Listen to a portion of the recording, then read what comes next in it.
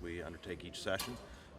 Very glad to see the work that was done by our members, particularly by the budget chairman and all of our appropriations chairman, and also a lot of credit to the way the minority has worked with us through this budget process. And I think you saw that towards the end of session today. We produced a good budget. It's a budget that invests in I think critical priorities for the state, and we're very happy to get that out in a very timely fashion. I'll let the budget chair now, he can say anything he wants to on the budget of the process. No, I wanted to say it was a great process. I thought today had a lot of cooperation from all sides. There was a lot of work that went into this, and just in committee, just to get to this point. And this is just a third of the way through the process. You know, it still has to go across the street to the Senate. They have to work their magic on it, and then it comes back in the conference committee. So we're almost there. Who knows what's going on in the Senate, but we're still going to come back our way. It is a priority. It's a constitutional priority, I feel, to get done. Are you worried now about the priority of getting the budget out early, given what's going on over in the Senate? I think what we're going to have is just a little hiccup here. I think it'll go. I think we're still on schedule for what we planned earlier this year. What about the surplus revenue fund? Are you worried they won't get through that? No, I think the surplus revenue fund, if the governor's predictions hold, will fill up. No, I mean, are you worried that the Senate will not get to it? I have no idea what the Senate's going to be able to do or not be able to do. The other thing we want to highlight this week, you know, this legislature's had a consistent record since Republicans took the majority of protecting and defending life. Took another step in that direction, not only with the budget this week, but also through the work of Representative Miller, who, in addition to being a strong defender of life, also has personal experience in this space. And I thought his work on the floor this week was very compelling, and so I'll let Representative Miller talk about his efforts this week. Okay, thanks. What we had is House Bill 1370, and it did something that I thought really would look to be sort of an oversight. Currently in Missouri, if you have a minor child, it just takes one parent to allow for that child to have an abortion. Under my bill, what it does, it allows for notification of the other parent with some protection. So we're very glad to get bipartisan support on the bill, and we'll keep it moving forward. My question on the bill is, how is it, well, the first one that I have is, how is this bill enforceable in your eyes? This bill has no enforcement provisions in it. However, it, like any piece of legislation, it has the force of law, and anytime you break it, you're subject to lawsuit and civil action. And I also wanted to kind of mention, you spoke with a lot of emotion on the floor last night about your own personal experience.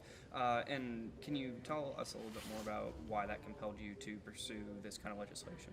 Well, as you get on the House floor, there's a lot of things you don't know, obviously, and you try to learn as you go along. And one of the things I learned was the fact that this actually happened to my family.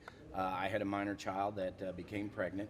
However, I was notified. I had the relationship with my ex-wife, and we were notified, and through some talking and some praying, my daughter made the very good decision to keep the child, and she turned 10 last week.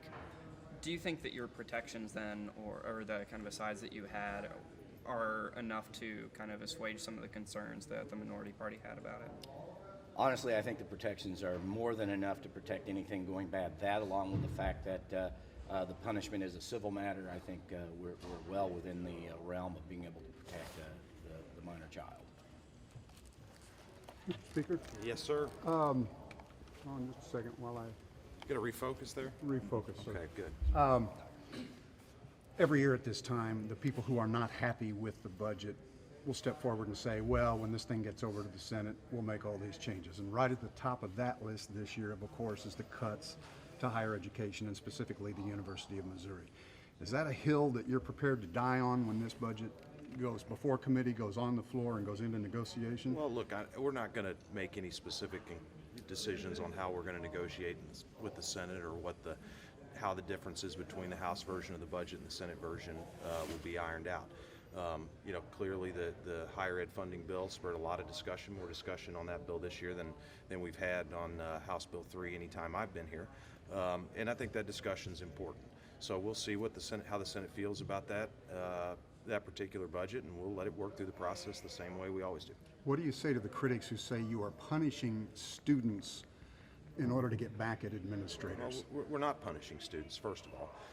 This was a cut that was specifically made to the president's office budget, the system budget, and there's absolutely no reason that the administration has to have that reduction have any impact on students. But I'd also say to those critics that we have a higher education budget that's, I believe, higher than it's ever been before. We've made significant investment in higher education, and this legislature has always invested in higher education. When there have been reductions or cuts or withholds in higher education in the time that I've been in the legislature, those have always come from the second floor and not from the legislature. I've seen a lot of opposition come out to the religious objections bill from, some traditionally more Republican-leaning groups, Chamber of Commerce. I mean, are you still intending to go forward with that if it gets over here? Well, we don't have it yet, and I don't know what's going to happen in the Senate over today and over the coming days. But clearly, religious liberty is an important issue to many Missourians. And ultimately, if a resolution passes, Missourians will have the final say on that issue.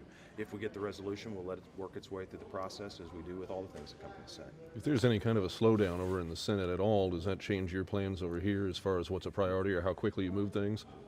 If there is any kind of slowdown, or when there is any kind of slowdown, listen, we're prepared to work with our colleagues in the Senate, and I think, I hope that those that are intent on slowing down the process will understand that there are important priorities that need to get done for the state.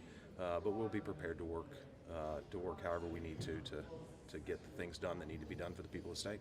Now that all the cost-sharing money is in the surplus revenue fund, does that change your opinion of a tax increase for transportation? Well, I don't know that it changes how the body would feel about a tax increase if one were to come over from the Senate or not.